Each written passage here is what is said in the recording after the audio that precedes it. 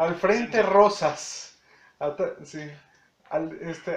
Arriba Limas y atrás Pasas. Vamos a estar platicando estas cosas de historia. Sí, No sí, mames. sí, raza fea, estamos aquí, nos presentamos en Mala Onda, Leonardo Báez, Víctor Pedrosa. un par de ñoños de secundaria. No chingues. Este par de ñoñetes van a hablar de una de sus grandes pasiones, que es la historia, este país que yo amo y él odia, pero que los dos estamos aquí atrapados. Pues yo quise empezar desde un orden cronológico, pero nos hemos dado cuenta que esta mala bestia y yo funcionamos mejor de forma improvisada, hablando de lo que se nos viene a la puta cabeza. Y quisimos hablar hoy acerca de Lomas de Virreyes. Lomas de Virreyes es un bonito barrio de la Ciudad de México, lleno de casuchas pueblerinas y gente que se dedica al narco, las grandes empresas, políticos, embajadas, no sé, gente muy jodida, ¿no? Sobre todo es una zona de muchas embajadas. Todo el mundo, todos los que dijeron, saben que yo no me meto al centro para que me aparezca una marcha del CENTE encima y luego vengan a protestar diciendo, el pueblo unido jamás será vencido y eneminemos al imperialismo. ¿De dónde es esta pinche embajada? Saludos a la embajada de Colombia que están sobre reforma, gócenla. Sí, pobres, están jodidísimos. No, y la de Argentina también estaba en la torre de HSBC en algún tiempo. Ah, no sabía, yo la Estuvo conocí la cuando Argentina. estaba allá sobre Palmas. Sí, la de Argentina un tiempo estuvo ahí. La oficina también la chilena está en Rubén Darío, ahorita que pienso. Mira, Ahí entonces, estaba, ahí embajadas, estaba. exceptuando Estados Unidos, ya no se muévanse un poquito más hacia el occidente, ya no se vayan tanto para el centro. Ya la mayoría están en Lomas de Virreyes. Y estaba repasando algo, un arranque de curiosidad malsana histórica. Me puse a revisar, bueno, si hubo 63 virreyes en la Nueva En los España. 300 años de la Nueva España. Sí, Dios quiere. Gracias, gracias, don Hernando, gracias. Gracias, sus majestades Austrias y Borbones, benditos sean. Sí. Yole. Yole. Y estaba revisando, pues dije, bueno, si es Lomas de Virreyes, pues debe haber 63 calles con nombres de virreyes. Situación que ya corroboré y no hay. No alcanzan. O les faltaron calles, o las que iban a poner todas mejor optaron por poner los nombres comunes en las lomas, que son sierras y montes. Sierras y montes, exacto. ¿no? Exacto. Como Himalaya, Athos, etcétera, etcétera, etcétera. Rocallosas, bueno, hasta los montes Grampian, que sepa de Dios dónde chifoscas Yo en estén. la puta había escuchado de ellos. Son Ahorita escoceses, hombre. Ah, ¿te cae? Son escoceses, sí, Mira. ya lo averigüé. Sí, pero dije, bueno, pues Montes Grampian. Ah, cabrón. Nota, cabrón. Ahora, una nota que yo he pasado por ahí varias veces y es de notarse que el virrey Güemes en su calle no tiene diéresis. Y deja eso, que Virrey Güemes hubo dos. Ah, cabrón. Y los dos eran condes de Revillagigedo. Arre Villagigedo. Fue el primero y el segundo. Nada más que como el segundo fue más querido, le dejaron su calle en el centro. Y aquí, para no poner otra vez conde de Revillagigedo, pues nada más pusieron Juan Vicente de Güemes. Todos iguales. Así es. Todos iguales. Hubo dos. Igual que hubo... Si te pones a revisar la lista de los virreyes, hubo varios que repitieron. Hubo dos duques de Alburquerque como virreyes. Sí, los dos con la misma cara de... Te late que empecemos desde el primero rápidamente. A ver, veamos. Bueno, cae Tenochtitlan un 13 de agosto de 1521, no, por la tardecita. Así es. ¿Cuánto? Ah, por eso está la iglesia de San Hipólito allá en Puente de Almarrano. Sí, exacto, y donde se venera San Judas Ratero. Eso. Digo, San Judas Tadeo. Verde, ponte la verde. Sí, el manto verde. El manto verde, por supuesto. Sí, y ponte con la verde. Exacto. Entonces, a partir de ahí, el primero que gobierna es Cortés, porque pues era el único que tenía cara de comandante. Es de notarse que aunque es capturado Cuauhtémoc, no fue el último Tlatoani. Sí fue el último Tlatoani bajo un régimen Tenochca, pero bajo el régimen español va a haber otros unos tlatoanis. 10 más o menos. Así es, ¿no? Va a ser una figura representativa, ¿no? De una autoridad autóctona, pero va a ser una figura como decorativa, ¿no? De hecho, los españoles siempre manejaron la figura de repúblicas de indios. Es decir, los españoles nunca consideraron que los indios fueran parte de la población, sino que les daban sus mismas autoridades y autogobierno, que fue lo que los mantuvo fieles hasta la independencia. Y después de la independencia, ellos apoyaron siempre a las causas conservadoras, porque la mayoría de las causas conservadoras lo que decían era: vamos a respetar el orden que había con los españoles. España, claro. Y eso les fue muy útil a los indios, porque estaban exentos de impuestos, estaban exentos de determinadas circunstancias, y aparte se les consideraban en muchos casos aliados. Al ser aliados, pues tenían las mismas prerrogativas, cuando menos las castas dominantes, que los mismos gobernantes españoles. Entonces no había tanto problema. Y lo cual ha sido un pedote en este país desde la Reforma, porque al momento de considerarlos ciudadanos, se les acabaron las prerrogativas. Y hay un problema de tanto de identidad como de identificación, de sentirse parte de este país. También hay una parte importante aquí, entre lo que hemos visto. Normalmente en la época del porfiriato se acabaron las castas sociales, todos somos parejos y ciudadanos. Desde toda la época de los liberales, que yo incluyo el liberalismo, es desde que don Benito Juárez toma la presidencia, ya después de la intervención de 1867. Fíjate que don Benito yo no le tengo tanto coraje, eso luego lo platicamos. Don Benito nunca se consideró indio, que eso es lo importante. Aquí como en México han considerado que los méritos de Benito Juárez era ser indio zapoteco y haber ascendido a la presidencia por riguroso escalafón burocrático, en vez de ver lo que de verdad hizo, que fue mucho más importante que ese culto burocrático que existe en México a don Benito. ¿Sí? Pero desde Benito Juárez y todos los gobiernos liberales hasta la Constitución del 17, la figura se habían acabado las prerrogativas indígenas. Por eso las represiones a levantamientos indígenas tan constantes, desde don Benito Juárez, que reprimió un levantamiento fuerte en Chalco y levantamientos mayas, y obviamente a Manuel Lozada en Nayarit con los coras y huicholes que estaban sublevados contra el gobierno liberal porque eran gente de Maximiliano, los indígenas de Sierra Gorda que seguían a Tomás Mejía, de los que fusilaron contra Maximiliano, claro. Y esa serie de grupos indígenas fueron notoriamente opositores a los gobiernos liberales. No, inclusive aún después de la caída del imperio seguía habiendo indios imperiales en el norte del país. Claro que sí, igual muchos de los pactos. Lo curioso del asunto es que la mayor parte de las guerras indias del norte de México porque no solo Custer mató indios, no solo Custer y todos los demás generales americanos que estuvieron involucrados en la represión de las guerras indias, contaron con la invaluable colaboración de militares mexicanos que eran peores que incluso que los americanos.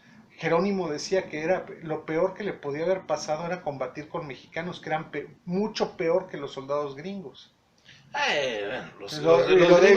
Y lo decía dentro cierta ortodoxia y los mexicanos, y lo decía el indio Jerónimo.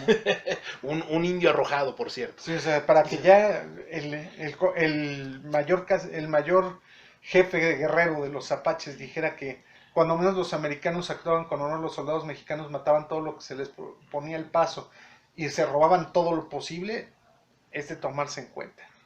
Es de tomarse en cuenta y considerarse que estamos en un problema. Y el problema indígena no solo se limita ahí, es todo un submundo, es un México paralelo a otros tantos. Es que no es México, es que no es México. Yo sí lo considero dentro de México, pero es una especie como de subconjunto de México. Es más, si lo quieres ver así, ¿qué es México? Bueno, dentro del México oficial y oficioso es totalmente otro mundo. Es un mundo totalmente fuera de los alcances de. Entonces, pues ahí es cosa de considerarlo. Pero bueno, volviendo al punto, ya que nos perdimos aquí. Tomando los tomates, sí. Sí, ya ahorita nos ponemos nuestros cascabeles y penachos y danzaremos pidiendo limosna. O adorando a dioses atrás de figuras de santos. Yo el único santo en el que creo es en el enmascarado de plata. Santa Madre de Dios. Es la posición para rezar, cabrón. Exacto. Ok. Entonces, volviendo al punto, el primer gobernante que tuvo México realmente, como México en forma, fue Hernán Cortés. Después lo siguieron audiencias diversas que se dedicaron a hacer la vida de cuadritos al mismo Cortés. Estaban Marcos de Aguilar, Alonso de Estrada, Marcos de Aguilar, Luis Ponce de León, licenciados, gente que mandó el gobierno español a gobernar y que resultó peor. Y luego llegó alguien todavía peor, Nuño Beltrán de Guzmán. Ah, bueno, don Nuño. Ese sí. Ahí sí que todo lo que le puedan imputar a Cortés era nada contra lo que hizo Nuño Beltrán de Guzmán. Pedro de Alvarado era un niño de parvulario contra las brutalidades de eso Nuño de Beltrán de matar gente sin ton ni son allá en Guatemala. Bueno, no solo en Guatemala, la primera masacre que hizo el imbécil acá durante las festividades del Toxcatl en la matanza del Templo Mayor. Indios desarmados, todos los indios muertos. Sí, pero Pedro de Alvarado, comparado con lo que hizo Nuño Beltrán de Guzmán, en la Nueva Galicia, era un niño de parvulario. Bueno, es de notar lo que pasó en lo que hoy son los territorios de Jalisco, Sinaloa, Aguascalientes, parte de Zacatecas. Sí, es una historia muy triste, de historias de arrasamiento, esclavitud, matanzas. Miren, para que fuera considerado Nuño Beltrán de Guzmán en los códigos indígenas como una tormenta montada a caballo, imagínate, una tromba montada a caballo es de tener miedo. Sí, todavía Cortés lo representaban con cara de gente, pero a Beltrán le tenían pavor. Finalmente, y con justa razón. Finalmente decidió el gobierno español. En este caso ni siquiera fue Carlos V la que decidió esto, como que es algo que se ha considerado muy poco, fue la que entonces regente en España, que era la esposa de Carlos V, la emperatriz Isabel de Portugal. Mujer buena como pocas, en todos los ámbitos de la palabra, porque los retratos de Tiziano era un bomboncito. Vamos a buscar imágenes y vamos a poner en lugar de estas caras hermosas, vamos a poner a doña Chabelita. A doña Isabel de Portugal. Isabel de Portugal, una mujer muy inteligente, una mujer con mucho criterio, como las mujeres del Renacimiento en general fueron, y no estaban gritando de que machete al machote o alguna idiotez de esas. Eran mujeres. Saludos, feminazis. Bye, feminazis. Y hashtag ódiame más. Ódiame más. Sí. Esas mujeres del Renacimiento, ella decidió que lo mejor que podía pasar era copiar un modelo que ya los españoles tenían muy ensayado, que era el virreinato. Los españoles tenían ensayado el virreinato en Nápoles y en Sicilia, que estaban ocupados, mandaban delegados reales como vicerrey, es decir, como un representante del rey. O sea, en vez del rey gobernaba el virrey. Así En Nápoles les funcionó y fue una figura que existía desde los reyes católicos cuando nombraron a Gonzalo Fernández de Córdoba, el gran capitán virrey de Nápoles. Y entonces era el que ejercía el gobierno en nombre del rey. Y hay inclusive nombres españoles que se italianizan, ¿no? Como sí. los Borgia. Los Scalieri. Sí, Borja se volvió Borgia. Sí, pero Scalieri, sí. etcétera. Pero eso fue un poquito antes, ya un poco después. Ya hacia el final nos empezamos a ver ya la cuestión de los virreyes y pues tenemos al primero que tiene calle, que es don Antonio de Mendoza, don Toñete. Sí, segundo conde de Tendilla. Los Mendoza eran una familia de todo el abolengo del mundo en España y pues decidieron mandar a un hombre muy capaz, que era don Antonio, y don Antonio pues fundó ciudades, ordenó cosas, después lo siguió Luis de Velasco, que también tiene calle, Luis de Velasco padre, y don Luis también fue un virrey muy eficiente. Posteriormente pues siguió Gastón, el marqués de Falces. Vamos a dar, gobernó de 1500... Bueno, vamos desde atrás. Don Toñete gobernó... Don Antonio desde 1535 a 1550. 15 años se aventó. Nada más. Luis de Velasco se aventó 14, 1550 a 1564. Luego el marqués de Falces, que fue el tercero, Gastón de Peralta, que no tiene calle. Gobernó de 1566 a 1568. En general, todos estos virreyes de esta época de todo el siglo XVI. Gente más o menos de avanzada, de gente del Renacimiento. Gente del siglo XVI eran gente más que bien formada en cuanto a cuestiones de gobierno, porque Felipe II siempre fue Tanto Carlos V como Felipe II siempre se rodearon de consejeros y de gente muy hábil en el gobierno. Felipe II él es el gran armador de lo que es el Imperio Español en el sentido de institucionalidad. Felipe creó todas las instituciones sabidas y por haber, porque era un burócrata convencido, era un burócrata con corona, el rey papelero le decían, y no porque anduviera pasando papeles con... No era adicto, era nomás prógnata, pero no era adicto. Luego estuvo el... Hasta Austrias. Sí. Martín Enríquez de Almanza, que creo que también tiene calle. Luego Lorenzo Suárez de Mendoza, luego conde de La Coruña. ¿De qué año a qué año?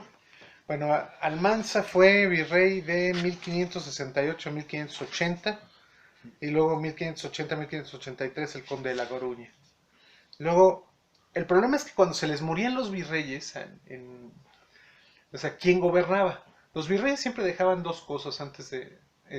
les tocaban dos cosas que a cualquier político mexicano le parecería terrible. Uno, dejaban una cuestión que se llama pliego de mortaja. Si se morían antes de terminar el mandato, el virreinato, dejaban la orden de quién tenía que sucederlos.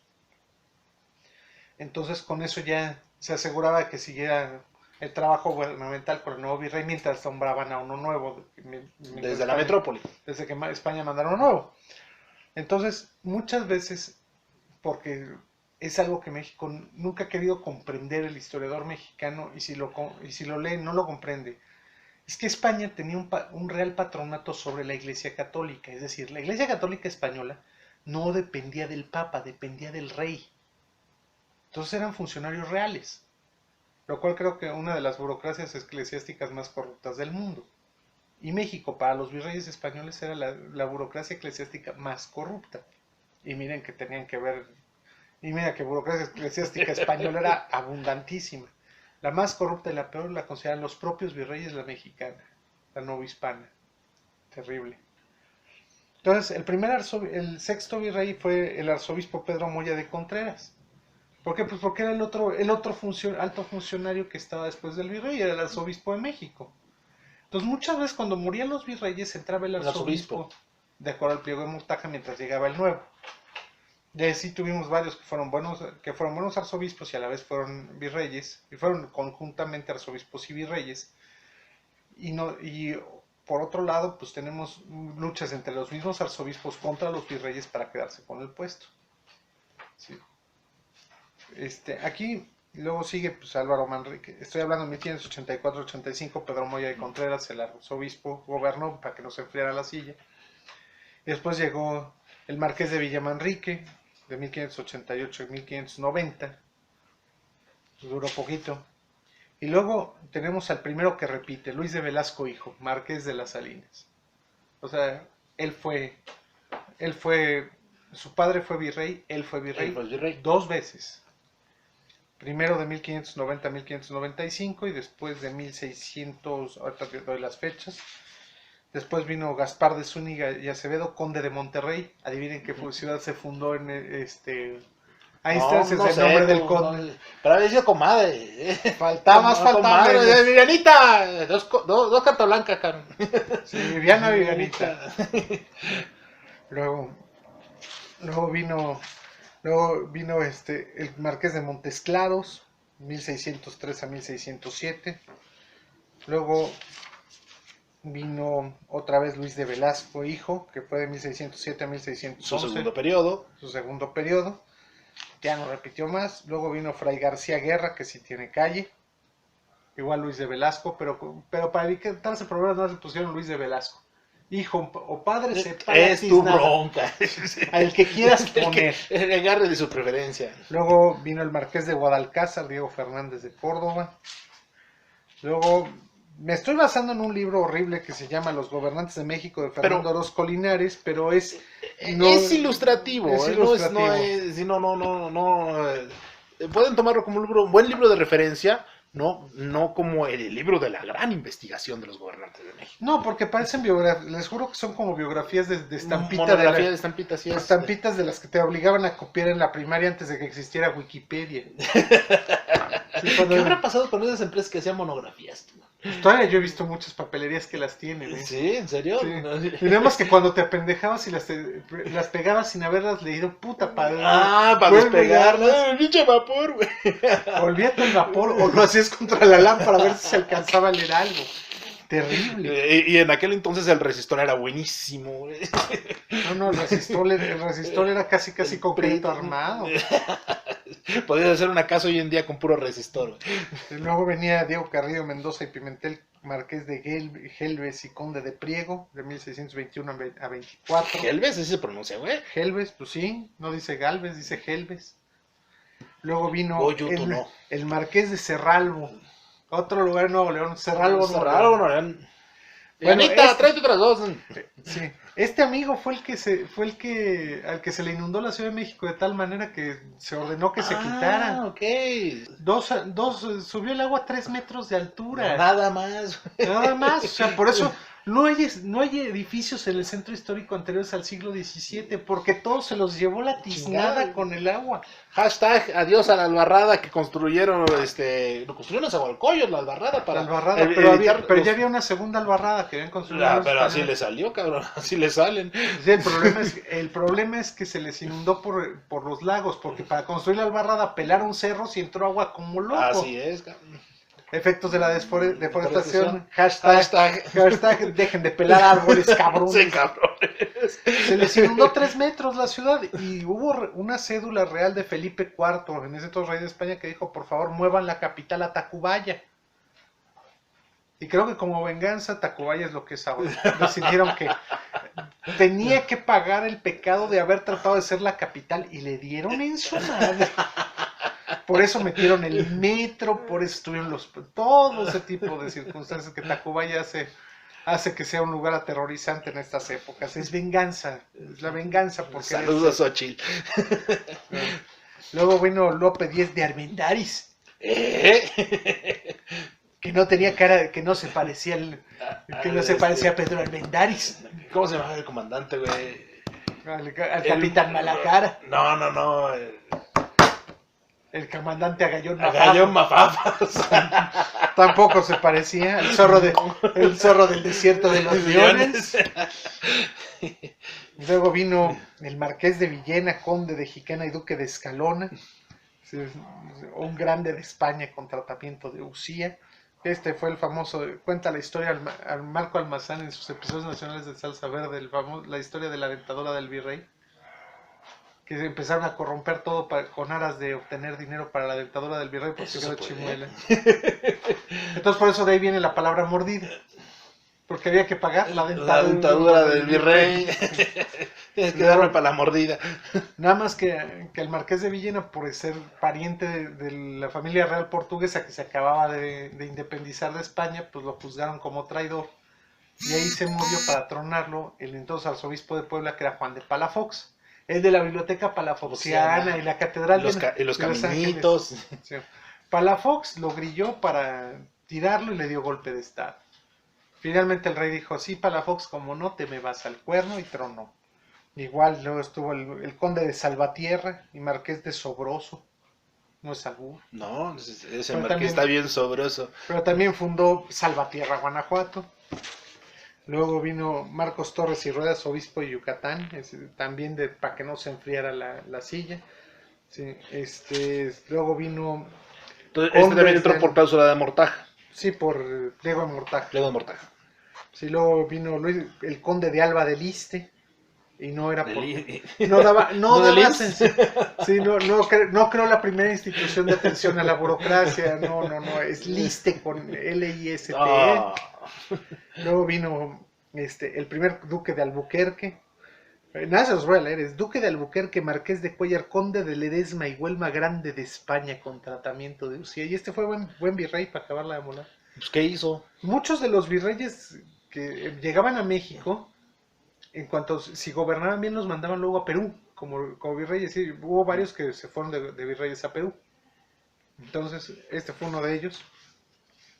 Y pues primero fue comandante de caballería en varias batallas en España, que era conocido como un militar muy reputado, y después... Pues, reputadísimo. Sí, se daban unas enojadas cuando los caballos no cargaban. Y luego viene el primero acusado de verdaderas tranzas y robos, que fue Fundador del PRI. sí, Juan de Leiva de la Cerda, conde de Baños y marqués de Leiva y de Ladrada. No, este se robó creo que hasta el perico. Y además era de los que era ladrón pero odiado, era algo así como, ¿qué será? Pues Ladrada. Ladrada, algo así. Tan mal estuvo la cosa que lo tuvieron que quitar y entró el arzobispo de Puebla como virrey interino. El Diego de Osorio de Escobar y Llamas. Que tampoco tiene calle. Tampoco. Luego el marqués de Mancera, no pariente. Ay, Pero este sí fue buen virrey, fíjate. Este fue de los protectores de Sor Juana. Ah, mira. Bueno, su mujer, protectora de... Hashtag ordena más. Hashtag, ándale pues. Síguele. Luego siguió el duque de Veragua, no es porque le hicieran, no es broma, si se llamaba, son los descendientes de Cristóbal Colón, son los duques de Veragua.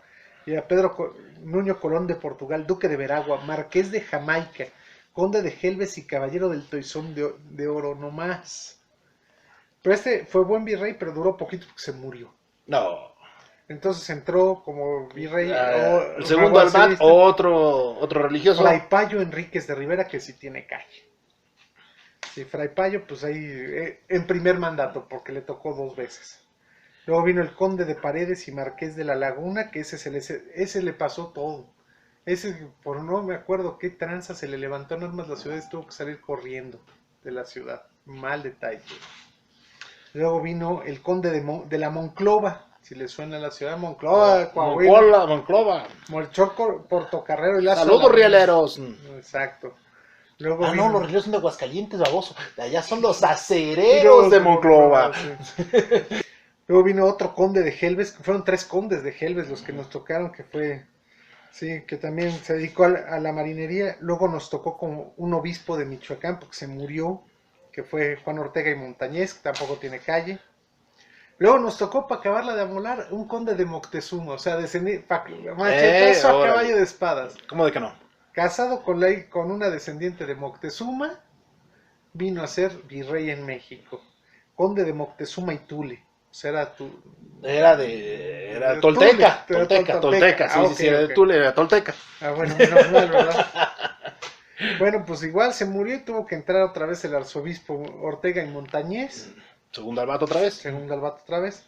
Y luego otro duque de Albuquerque nos tocó, que fue no tan mal virrey. Y luego Fernando de Alencastre, Noroña y Silva. Se cae. Es la única manera de salir. Duque de Linares. Linares, León, otro. Puro regio, caca.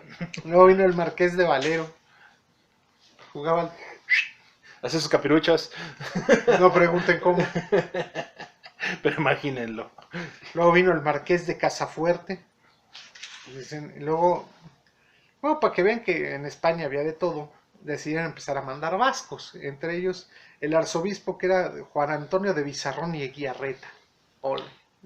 Sí, este era arzobispo, pero también corría los toros en Pamplona. Eso es todo. Luego vino el Marqués de Gracia Real.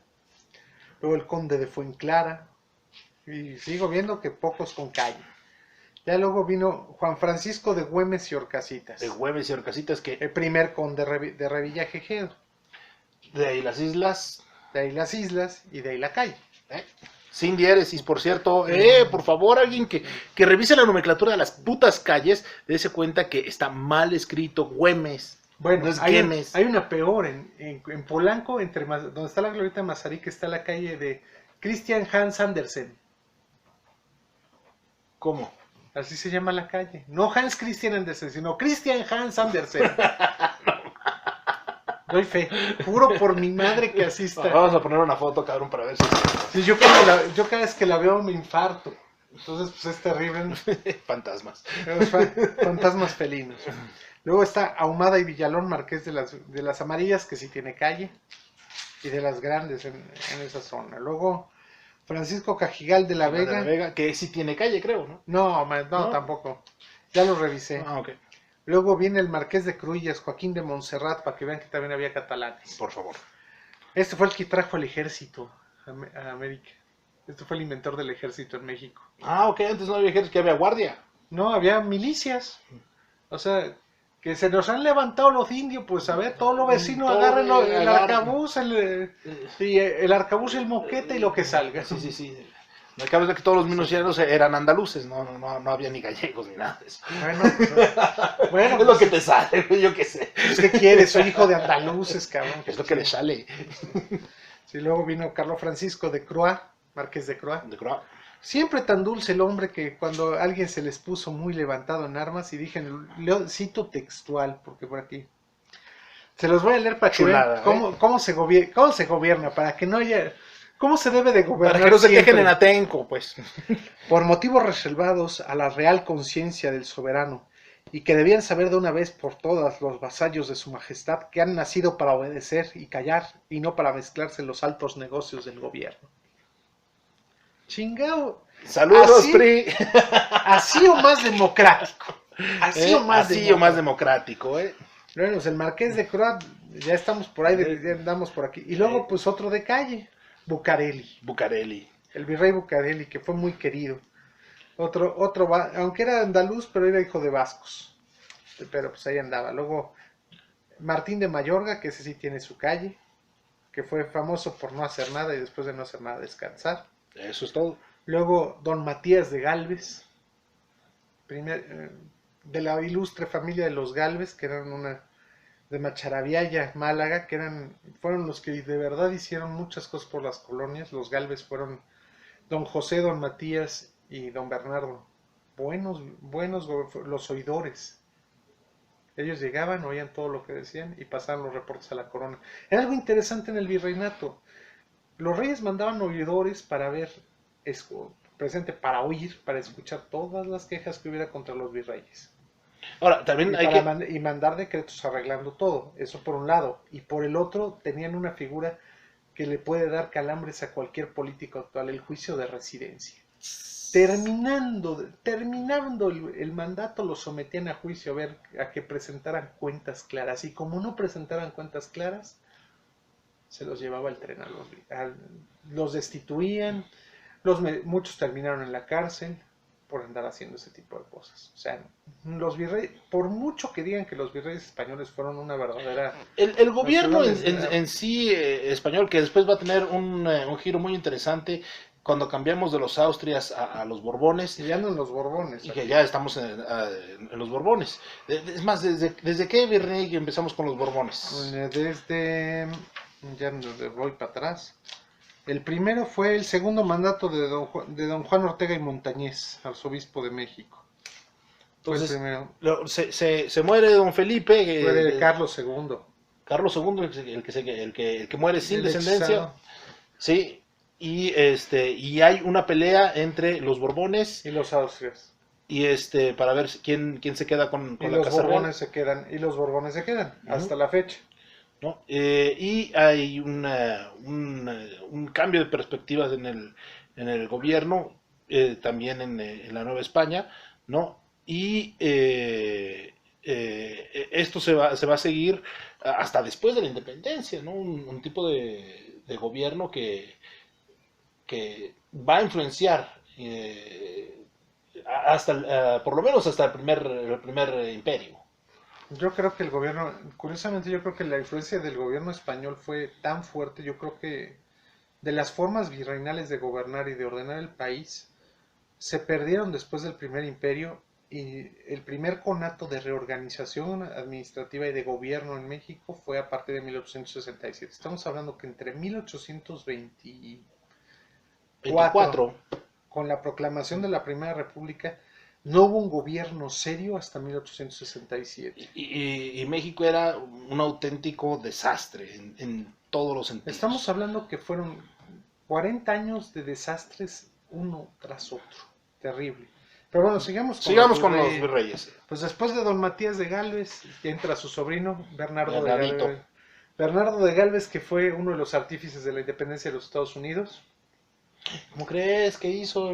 Pues simplemente él mandó a las fuerzas españolas que apoyaron a los independentistas en Estados Unidos. Nos deben una, putos, así nos pagan. Pues no solo eso, entró además con acciones de guerra de tener un par muy bien puestos. tomó Móvil, tomó Pensacola al asalto, derrotó a los ingleses por toda la línea y era un tipo muy bravo, Bernardo de Galvez. Yo creo que uno de los virreyes más interesantes que existen. Por ahí escribieron una biografía de él, la tengo acá arriba, aquí en los libros. Luego les paso el dato, cómo se llama. Entre biografía novelada y biografía normal. Pero ¿qué tipo era ese? Era de los que creo que merece un lugar en la historia como alguien que de verdad vale la pena conocer. Hasta para hacer película, No, para hacer película y para hacer todo. O sea, dijo, cuando estaban tomando Pensacola, que tenían que entrar por la bahía con los barcos y estaban los fuertes en la entrada de la bahía cañoneando lo que se moviera, y dijo, al diablo los cañones, y entró con un barco bajo y dijo, el que quiera que me siga. Entró él con un barco bajo frente al cañoneo inglés y tuvieron que seguirlo toda la flota española para poder desembarcar y tomar la ciudad. Era a puro, con un par de gonadas.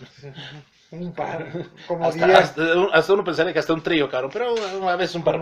Como decía Joaquín, se viene una canción con un par. Pero fue poco virrey y obviamente pues se murió y entró de momento el arzobispo. ¿Por qué se murió, cabrón? ¿A Joven. quién le pasa eso?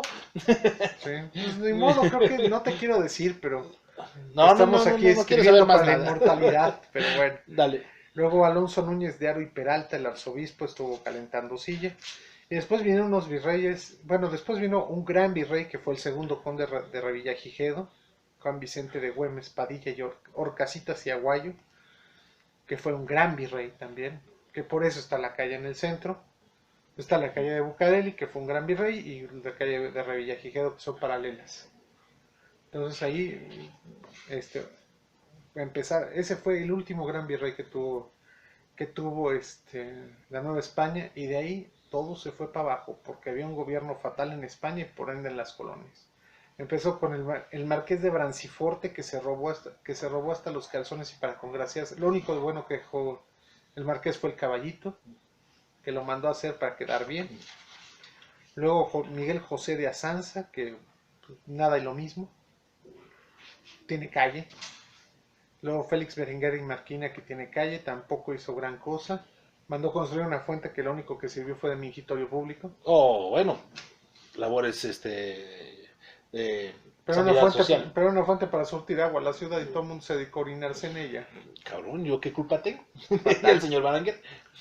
Y luego vino Iturrigaray. Dios nos guarde. Ese fue el primero que trató de independizarse como buen gobierno corrupto, cuando sabe que las cosas ya le van a salir de mal. Pues, es cuando deciden, vamos a independizarnos o volvernos autónomos, es para que no lo sigan. El señor Víctor Cervera Pacheco, lo que pasó en la época de Fox, que decía que quería independizar a Yucatán. Porque ya le estaba oliendo petate quemado. Y entonces, mientras los vientos me favorezcan. Exacto. Pues a Iturrigaray afortunadamente lo depusieron y entró el mariscal de campo Pedro Garibay, que no hizo nada, era un viejito. Que lo depone una junta.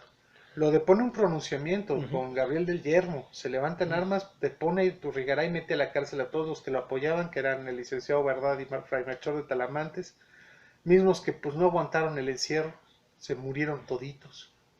Yo hubiera pensado que nada más de forma parcial, pero no, sí, nos consta que fue el 100%.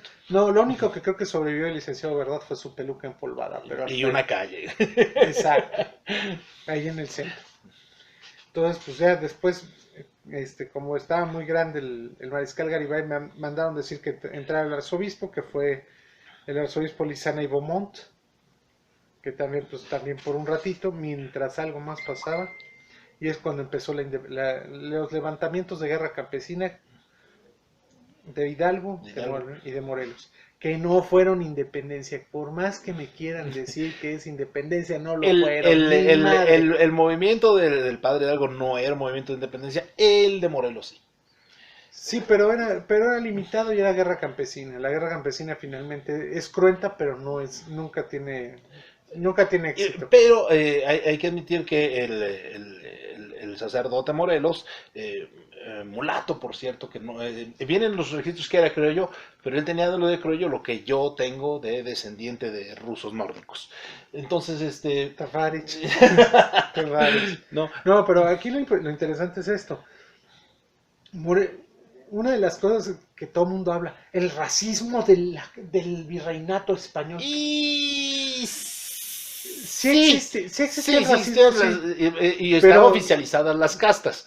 pero todo era subsanable porque finalmente quien manejaba los registros de pureza de sangre eran los curas. Y como ya dije antes, México tenía la burocracia eclesiástica más corrupta del mundo. Ha cambiado mucho, ¿eh? No crean que... Con unas cuantas monedas te ponían, en vez de ponerte mulato, salta para atrás, tente en el aire o no te entiendo. Lobo, no te entiendo. Sí. Pues le dabas una corta feria al sacristán y te registraba. Y el nopal en la cara se volvía criollo. Exactamente. Bueno, pero ahí empiezan a llegar militares muy capaces como virreyes, pero militares que no tenían ni la menor intención de sentarse a hacer mesas de diálogo con nadie. Estos entendían que la rebelión se solucionaba con la muerte del rebelde.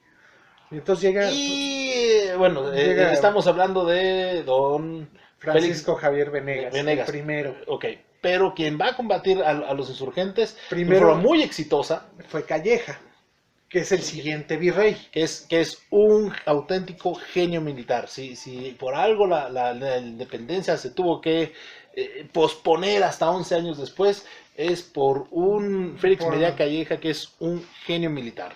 Y es un personaje muy sobrevaluado lo que es la historia de México. Calleja, muy subvaluado. Sí, cierto, muy sobrevaluado como malo, pero no subvaluado como virrey, porque Venegas fue un virrey que desató una represión brutal, pero dejó hecho un desastre el gobierno. Calleja, cuando entra como virrey, Calleja reorganiza todo el gobierno virreinal, adopta la Constitución de Cádiz. Liberal. De hecho, el Zócalo de la Ciudad de México se llama Plaza de la Constitución porque es por la Constitución de Cádiz. Todas las plazas. Ese nombre se lo puso Calleja. Así es. Sepan esto, que todas las plazas públicas que llevan el nombre de la Constitución no es por la Constitución de 1917, es por la Constitución de Cádiz. La cual debe de abrogarse. Es una basura la del 17. Es malísima y soy abogado, doy fe. Pero bueno, Félix Medea Calleja no solo revienta toda la rebelión campesina de Morelos, que es la que ya le toca lidiar con ella ya como virrey, porque a Venegas fue el que le tocó la de Hidalgo. La de Hidalgo.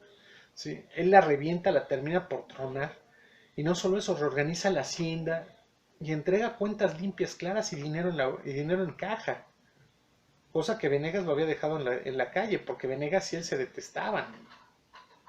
Pero finalmente, pues Calleja fue un gran virrey, la verdad. Y un gran administrador, una persona muy metódica, muy inteligente, muy capaz, que es subvaluado, es considerado un villano en la historia nacional, porque sí, estaba en el bando que no quería la independencia. Obviamente nosotros queremos pensar que la independencia es algo bueno, y sin embargo, fue un gobernante muy enérgico, muy eficaz, muy organizado. Como militar era un auténtico genio, con muy poco hacía maravillas.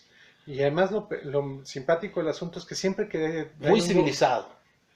Más o menos. Muy civilizado. Dejó mucho a los comandantes operar. En la victoria de Guadalajara, el Puente Calderón. El Puente de Calderón, la victoria que ahí se gesta, es una victoria bastante organizada y que pone en evidencia toda la desorganización y todo el libertinaje que ya se había dado en Guanajuato. En la guerra campesina de Hidalgo. Sí, que no había controles sobre la tropa, pues. Exacto.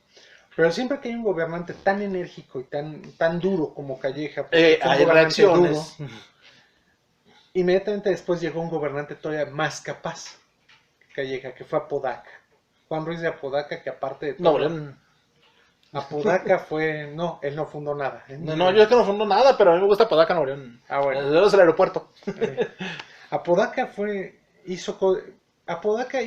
recogió los frutos de la energía y de la dureza de Calleja. Él instauró amnistías y el Pacífico. Calleja desarmó Apodaca Pacífico.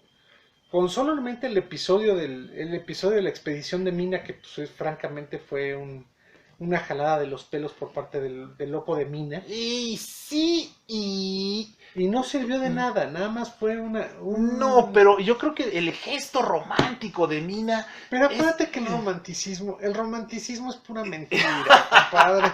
Romanticismo viene de román, que es francés, que quiere decir novela, cuento, vulgo, ficción, cuento, era un puto cuento. Es un cuento, pero sin cuentos no puedes vivir una vida padre. Bueno, pues finalmente como Apodaca dura muy poco, dura 3 años. Y obviamente trataron de darle golpe de estado los que ya querían la independencia, entre el mariscal Novella, que pues, no era nadie, y entonces pues ya en ese momento ya Iturbide ya firmó el acta de independencia, ya comete traición a la corona. Iturbide queda ya como último don Juan O'Donoghue. Que el pobre hombre llegó a puros hechos consumados, ya estaba y sí tiene calle Juan O'Donoghue. Tiene su calle. Claro, pues se le puede considerar como uno de los padres de la independencia. El padre de la independencia, el último virrey, ¿no? Y O'Donoghue llegó, vio las cosas como estaban, dijo, ya no hay nada que hacer aquí, firmó el acta de independencia y se quedó en México y murió en México pocos meses después de que llegó. Mira, yo pensé que se había regresado a España. No, murió muy poquito después. Murió, ya dijo, ya, aquí se acabó todo, Hasta aquí la Nueva España. Sí. Aquí se rompió una jerga y vámonos a Córdoba. Sí, vámonos a Córdoba. Y eso pues más o menos es la historia de nuestros virreyes, compadre. Ahora bien, ¿qué pasó Yo creo que ya se nos acabó. No, vamos, bueno, aquí va a dar para 5 o 6 videos, son 52 minutos. Vaya. Como agua, cabrón. 1 hora ya nos echamos en plática, su madre. ¿No? ¿Qué pasó en esta América? A mí me gustaría llamarle a esta parte de la historia la América septentrional, ¿no? La América septentrional española, porque ya española. Sí, porque América septentrional ya para esas épocas ya teníamos un Estados Unidos constituido y Canadá empezaba a transformarse en el dominio del Canadá por parte de los ingleses, que fue cuando los ingleses se aprendieron de los errores. En vez de ponerse necios con los canadienses, optaron por la conciliación y Canadá es Canadá. Y vamos a llevárnosla bien, tranquilo. Exactamente, Canadá se la llevaron tranquilamente, aunque tuvieron ahí un par de conatos con la rebelión de Mackenzie y demás, pero... Ya no pasó nada. Estados Unidos va a pelearse también con Canadá, ¿no? Va a llegar a un empate técnico. Ganó Canadá. Sí. Ganó Canadá, literalmente, sí. La única guerra que ha tenido Estados Unidos con Canadá la ganó Canadá. La ganó Canadá, así es. Sí, le quemó, tomó Washington, le pintaron de rosa la Casa Blanca y la quemaron. Toma eso, mamá. Bueno, Trump. Viva Trump. Porque igual que yo, hoy lo odia a los mexicanos. Esta Nueva España va a ser un territorio enorme, estúpidamente grande, básicamente desde Oregón hasta Costa Rica. Y lo curioso es que los límites... Con dominios, sí. Y lo curioso es que los límites con Estados Unidos, los límites de México con Estados Unidos fueron firmados por Onís, que era el representante español, o sea, los tratados Adams-Onís de 1819, donde le entregó Florida a Estados Unidos, España le entregó Florida a Estados Unidos, y que, bueno, gracias a Dios existe Miami, Diosito Santo, gracias. El paraíso se llama Miami. ¿En serio? ¿Te gusta Miami? Me fascina. ¿Qué? No, está bien. No juzgo. Me gusta Miami, o sea. A mí me gusta Berlín, güey. Y yo sé que pinche ciudad sombría que decía, están bien pendejos, están viendo un poco. No sé, Berlín debe ser una ciudad bellísima, cabrón, pero. Sí, o sea, a ver, es Alemania. ¿Qué parte de.? O sea, es como dicen por ahí. Como decía por ahí con Heidi. ¿De qué te quejas, Heidi? Vas a ser Suiza, vas a comer queso suizo y te vas a poner buenísima como Suiza, cabrón. ¿De qué chingados te quejas? Sí, Alemania debe ser bellísima. Pero el punto es, viéndolo un poco más claro, o sea, Miami, o sea, Florida, le entregan la Florida a Estados Unidos. Y después, y fijan los límites de la Nueva España con Estados Unidos. Ah, no, pero a ver, ahí... Con el río Rojo, el río Arkansas... Y el río Sabinas. El Sabinas, el Rojo, el Arkansas, y no me acuerdo qué paralelo. Porque creo que es el paralelo 39, no me hagan caso. No, es... por ahí, así creo que es el 40, güey. Sí. Bueno, 40-41, es cierto. Saludos 41.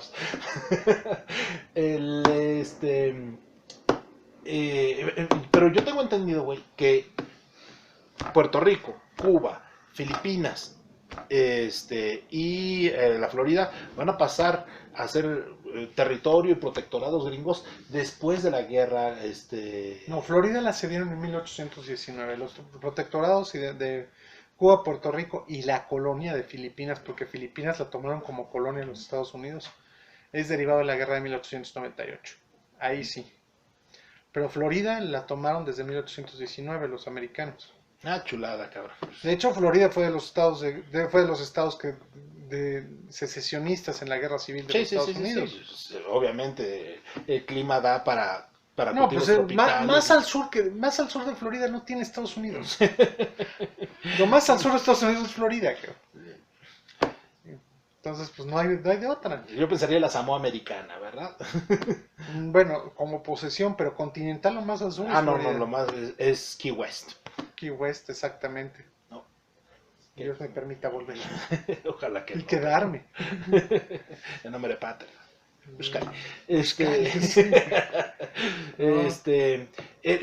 ¿Qué pasa en la Nueva España durante la colonia? Hay una serie de instituciones que se fundan. Se funda la primera universidad de América. Llega la imprenta. Llega la primera imprenta América. Llega la universidad, que la universidad desgraciadamente pues era lo que nunca nos dicen es que se funda la universidad y todo el mundo piensa, la bola de lambiscones, es que, puta, fundaron CEU los españoles. No, y crearon su facultad crearon la facultad de filosofía y letras. No, a ver, la universidad era pontificia.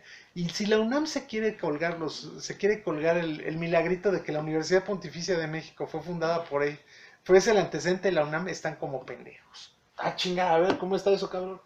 La universidad fue clausurada por Santana en 1840 y tantos. Clausurada. Y no volvió a abrir hasta que Justo Sierra la fundó como Universidad de México en 1910. Tómalo con un lapso. Yo no lo considero porque es una visión totalmente distinta. Era una universidad religiosa. ¿Sí? Mientras que la Universidad de Justo Sierra es una universidad laica. Yo considero que la universidad, como está, es obra de Justo Sierra, no puede arrogarse la UNAM más que en una chaqueta mental burocrática que es la heredera de la universidad colonial. No, ahí sí yo difiero contigo. Yo soy enemigo, también me declaro algo. Estudié en la UNAM, la gorda de Copilco no me hace gracia, como diría Guillermo Sheridan, no me hace gracia porque es más falsa que una moneda de corcho y de 3 centavos. Yo no le creo mucho a la UNAM porque la UNAM se ha basado en mitos, lo cual es pésimo para una universidad. Por supuesto. Entonces, el mito fundacional de la UNAM no es la universidad fundada en la época del virreinato. La universidad real de la cual deriva la UNAM fue la que fundó Justo Sierra. No me vengan con cuentos. Tómalo como un renacimiento, güey. Igual el renacimiento es mito, pero bueno, es mito que se inventaron en la Ilustración, que si hay una época que se dedicó a inventarse mitos fue la Ilustración, pero bueno. Pero gracias a la Ilustración vino la Revolución Industrial, el antropocentrismo. No, la Revolución Industrial fue consecuencia de otras cosas. Fue a consecuencia de que España es pobre porque España es rica, güey. No, y la Revolución Industrial vino por algo muy fácil. Por algo muy sencillo. La revolución industrial vino por la necesidad de producir más. Sí, pero ¿por qué había necesidad de producir más? Y fue práctica. Porque los mercados necesitaban más. Porque tenías que cubrir las necesidades de un mercado. Sí, pero ¿quién impulsaba el mercado? Finalmente los ingleses. España. No, España lo pagó. España lo pagó. Así, pues, ¿quién impulsa todo el dinero? Y más que España fue Portugal. Bueno, los dos. Y de ahí viene toda una cultura. Curiosamente, la revolución industrial, entre la pobreza y la riqueza. Pero la revolución industrial nace en la época en que Portugal se vuelve a ser independiente de España después de 60 años de gobierno conjunto entre España y Portugal. Y donde toma el poder ¿cómo te diré? Como sombra al poder político portugués fue Gran Bretaña. Entonces, ¿qué pasa? Portugal pudo sostenerse en independencia por algo muy fácil. No, pues por el apoyo inglés. No, claro por algo, sí. De hecho, hasta la Casa Real se pudo mantener por el apoyo algo inglés. Por algo más todavía. Se llama la región Minas Gerais. Fue donde primero encontraron oro en Ouro Preto, que encontraron cantidades de oro que los españoles nunca encontraron en ninguna parte de América. Los portugueses desarrollaron una minería de oro impresionante y posteriormente las piedras que tiraban por sacar el oro, no te imaginas que eran diamantes. There you go. Entonces todo ese dinero pasaba directamente a las arcas de Gran Bretaña. En Portugal nada más hacía escala. Lo que movió la revolución industrial en Inglaterra fue más portugués que español. No, España entraba dinero, pero España... entraba el dinero por la necesidad de los españoles de productos y servicios. De productos. Pero ese dinero fue más hacia Holanda, hacia Francia y hacia Italia, no tanto hacia Inglaterra. La revolución industrial entró ese dinero por el lado portugués, más que por el lado español. Los ingleses pudieron entrar bien a América ya hasta avanzado el siglo XVIII y con ciertas reservas con los asientos de trata de negros. No es, aclaro, no es ser políticamente incorrecto, si se llamaba asiento y trata de negros, aunque lo correcto es afrodescendientes. Afrochilangos. Afrodescendientes. Pero ese asiento fue lo que apenas permitió a Gran Bretaña poder entrar a América. Incluso hubo épocas en que hubo conflictos constantes en Sudamérica entre portugueses y españoles porque los portugueses introducían cantidades demenciales de contrabando hacia lo que actualmente es Argentina por la colonia del Sacramento en Uruguay. Bueno, y hay que recordar que Uruguay no se independiza de España. Uruguay se independiza de Brasil. Exacto, de Portugal, sí, que era la Cisplatina, se llamaba la provincia Cisplatina, que llamaban los brasileños, y la banda oriental, que llamaban la banda oriental del río Uruguay. Así es. Estamos aquí, está de boca madre, ¿verdad? Todo se nos ocurre. Pero realmente la revolución industrial inglesa la financia Portugal más que lo financia España. Yo no sabría. En serio, yo tengo más por entendido que es las necesidades de la sociedad española que mueve los engranes no solo de Inglaterra, sino sobre todo de Francia y Holanda. Pero algo que es importante que hemos dejado mucho de lado, y es, si hay algo que tiene mucho el británico, y creo que no me desmentirás en esto, es que es una persona de sentido práctico. Igual que los americanos heredan el sentido práctico puritano, ¿verdad? De méritos de trabajo. Así es. Aquí lo interesante es que empiezan a producir los ingleses grandes cantidades por un sentido práctico. ¿Por qué? Porque Inglaterra era una productora de lana en grandes cantidades, sigue siendo productora de lana ovina en grandes cantidades. Entonces necesitaban algo con que tejer más rápido. El primer invento de la revolución industrial es una lanzadera volante de John Kay, que es que podía lanzar un hilo más lejos, más rápido, para hacer más grandes los tejidos, hacerlos más cómodos. Y de ahí ya fue mecanización. Y más rápido, mucho más rápido. Fue el principio de mecanización.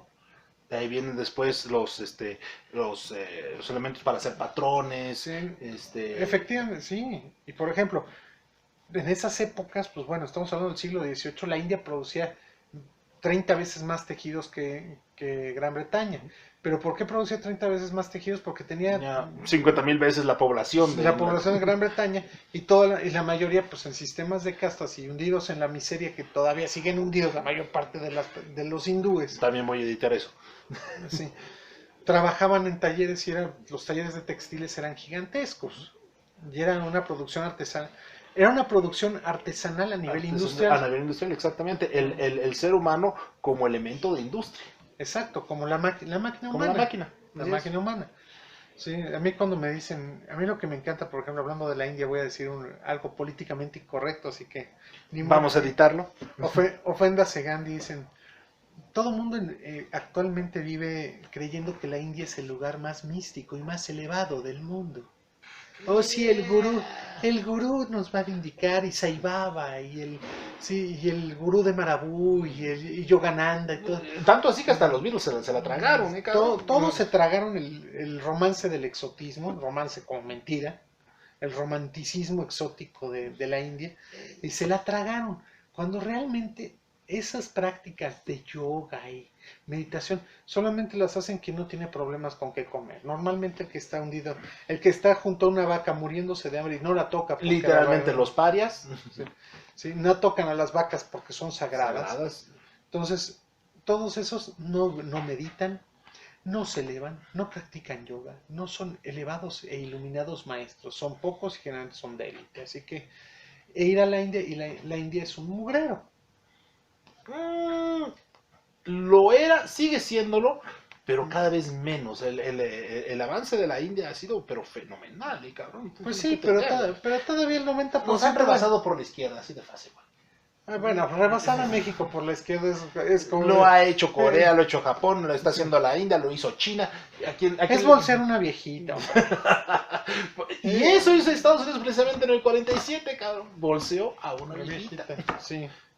No, bolseó una borracha, que fue lo peor. Viejita borracha, cabrón. Exacto. Y con un putero de lana. No, ya el putero de lana había desaparecido porque... No, güey, ¿te acuerdas de San Francisco?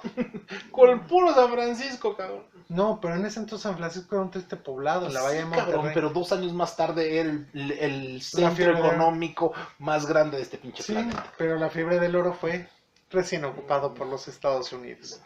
No fue antes. No, pues le robó la bolsa sin saber que la viejita llevaba un putero de oro en la bolsa, cabrón. No, le robó la bolsa sin saber, no, peor, yo diría que se le robó la bolsa sin saber ni lo que traía, porque la viejita no sabía ni qué traía en la bolsa. No, las viejitas no tenían ni puta idea. Y curiosamente lo único que querían era una salida hacia el Pacífico. Que podían haber creado un corredor hacia Monterrey y hacia Oregon tranquilamente. Y ya tenían Oregon cuando empezó la guerra, que fue lo peor. Sí. Desgraciadamente. Pero no era práctico para ellos irse tan al norte. Y te diré, pues San Francisco ya está pegado casi a Oregon, están muy más al o norte menos, pero la situación geográfica de San Francisco, la bahía es una buena, porque es una buena bahía. Exacto, es un acceso natural para implantar una flota que vaya hacia el oriente. La flota del Pacífico. Pero realmente la guerra de México es un país que se hundió. Esos 40 años de México desde la independencia, desde 1821. Desde 21. Bueno, desde 22, porque consideramos que los 3 meses que hubo entre septiembre y diciembre de no. A mí me disculpas, pero el 28 de septiembre de 1821 gloriosa fecha debe de ser considerada como la fecha oficial de la independencia de México.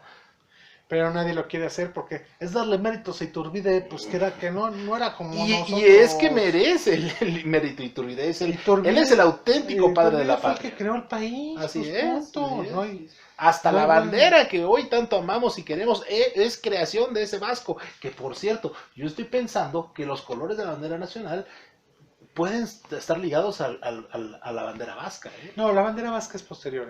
Bueno, llegué a pensarlo. Llegué a pensar que era posterior, pero se me parece mucho coincidencia a los colores vascos y mexicanos. No, es posterior. La bandera vasca es posterior. La icurriña es ya por ahí de... Ya es por ahí de cuando empieza. Saludos a ETA. Por ahí del nacionalismo vasco, por ahí.